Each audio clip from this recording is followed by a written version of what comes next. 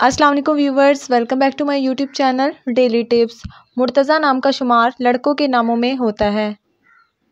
मुर्तज़ा एक इस्लामी नाम है।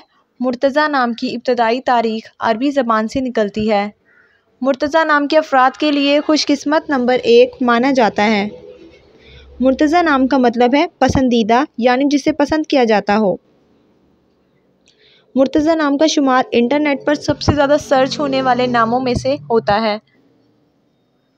खुशकिस्मती वाली धातों में हिंसों के हिसाब से तांबा शामिल है।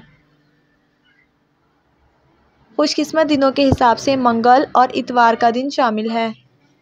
मुर्तज़ा नाम के अफराद के लिए मुआफ़िक रंगों में सब्ज़, जंगनुमा और सुर्ख रंग शामिल है। मुर्तज़ा नाम के लड़कों के लिए खुशकिस्मत फतरों में पुखराज शामिल है। फ्रेंड्स, अगर आप अपने नाम का मतलब जानना चाहते हैं तो कमेंट बॉक्स में अपना नाम लिखें। इंशाअल्लाह हम आपके नाम की वीडियो ज़रूर बनाएंगे। Thanks for watching. अल्लाह हाफिज़।